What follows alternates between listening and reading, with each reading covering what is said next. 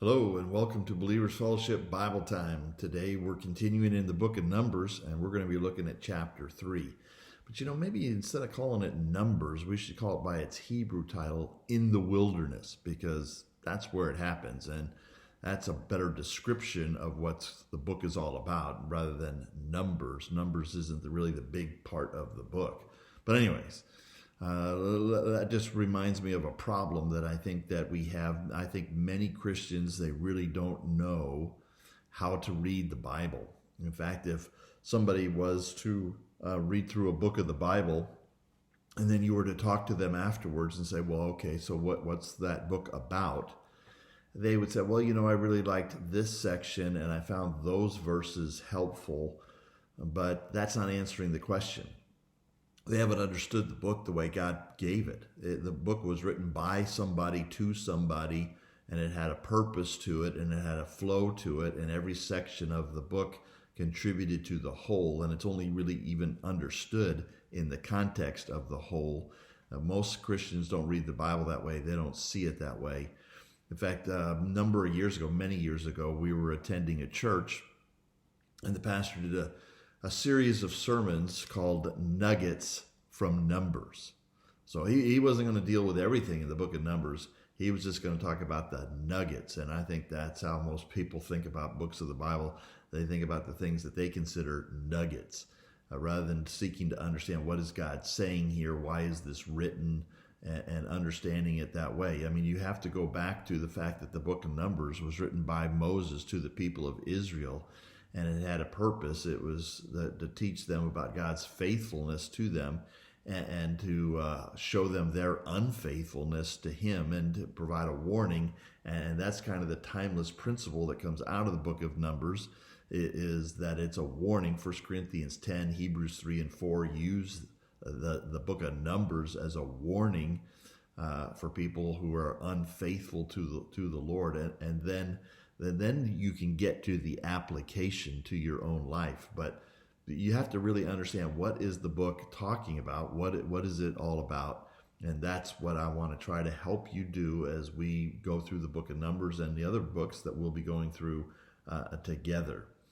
And just to review with you, the book of Numbers, the first 10 chapters are all about order. It's the people getting ready to go into the promised land. What they should be starting, what could have been an 11-day journey into the land, but it doesn't turn out that way. But at the beginning, they're getting everything all set in order, in readiness for marching into the land. And we saw, as we looked at chapters 1 and 2 yesterday, we saw some things that you can pull out of that. Like there's a verification. There's 603,550 men over the age of 20 who are ready to go to war. Well, God had made a promise to Abraham that out of him would come a mighty nation. Well, here they are. Now, this is a verification of God's promise to Abraham.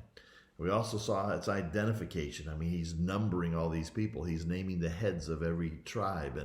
And so there is an identification. God is a shepherd, and he knows his sheep, and he's counting his sheep, and every sheep counts. So there's an identification there. And these are great things that we're learning about God from the book of Numbers.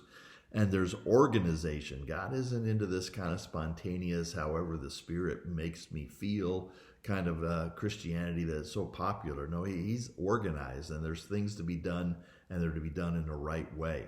And you see that with the people being organized as far as how they're going to camp and then how they're going to march. God's got it all organized for that. And then we get to chapter 3, you see more of that organization with the tribe of Levi, which was left out of the rest of the organization because they were going to work alongside the priests, who are Aaron and his descendants. Aaron and his descendants will be the priests. The Levites will serve to assist the priests, and they have some very specific responsibilities, as we see and as we'll continue to see as we go through this book, the book of In the Wilderness, together. Now, you might be asking, well, how did the Levites get this job? What got them this position? I mean, Levi, he wasn't such a great guy. Why did his descendants get this position? Well, you might remember back in Exodus chapter 32 with the incident with the golden calf. And Moses came down, and the people are worshiping the golden calf, and they're committing immorality. And Moses stands in the middle of all that and says, "Who's on the Lord's side?" Well, the Levites stepped up, and Moses gave them orders, and 3,000 Israelites were killed that day because of their idolatry and immorality. The Levites were the ones that did that, and so the Levites now are given this position of serving the priests within the people of Israel. And also, you'll notice as you read chapter 3 that the Levites were taking the place of the firstborn. All the firstborn belonged to the Lord. You remember that from the Exodus chapter 13, and how all the firstborn of the Egyptians were killed, all the firstborn of the Israelites were spared, and they were dedicated to the Lord, and it's a reminder of a great deliverance out of Egypt for the people of Israel. Well, all the firstborn belong to the Lord, but the Lord has said that no, the Levites can take their place. And so they go through this whole process of doing that there. And that adds another word to our list of words that we're accumulating here. Not only do we have verification and identification and organization, but now let's add a word, substitution.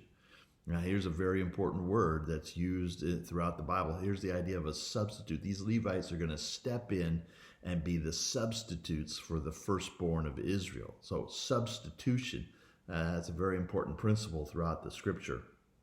And these Levites were important to God. In fact, in chapter 3, verse 12, he said, "The Levites shall be mine."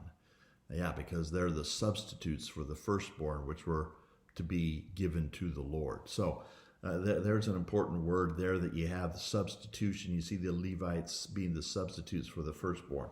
But there's something else here about the Levites and this whole thing here. And let me introduce you to one more word, and that's prioritization.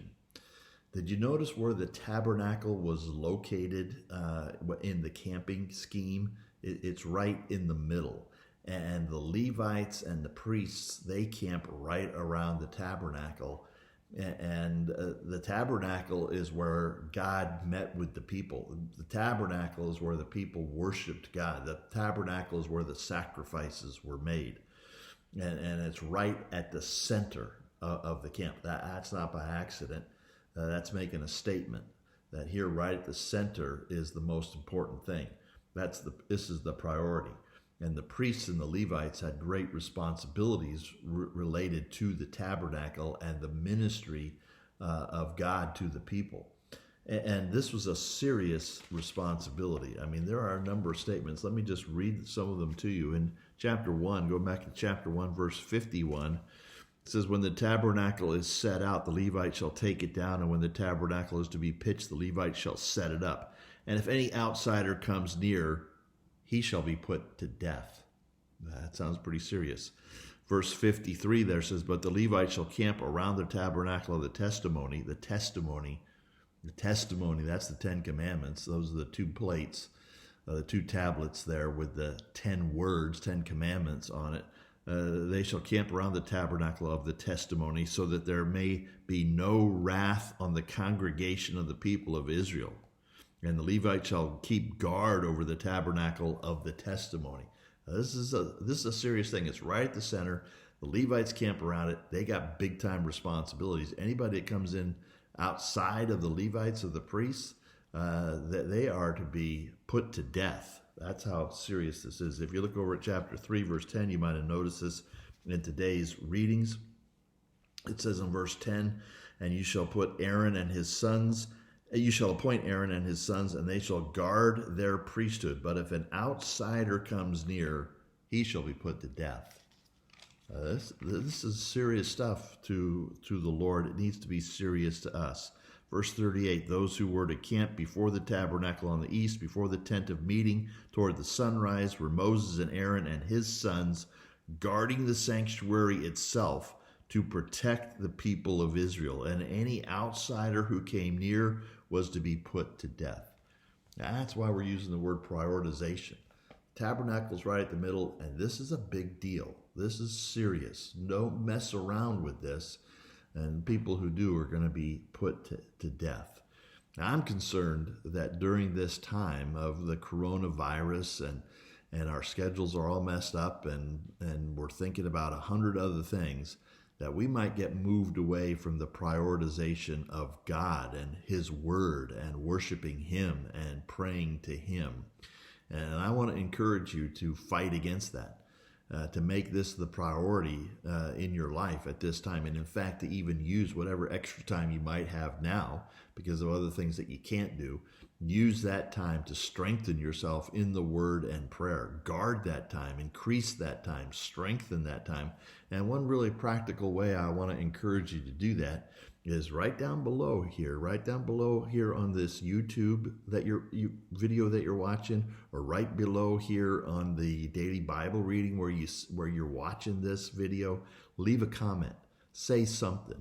That would be such an encouragement to everybody else to see that you're reading the Bible, you're reading it with your church family, and you're involved with it. And even if you just said, this reading this morning was very helpful to me, or encouraging to me, that would just let us know that you're there and that you're involved and we're all doing this together, and it might encourage us and even provide a little bit of accountability for all of us to kind of check in and say, yeah, I'm in. I'm studying God's Word. I value it. I see the priority of it, and I want to be in it. So let's encourage each other to do that, and I'll look forward to seeing your comments on after this video, and I'll see you tomorrow for more Bible time.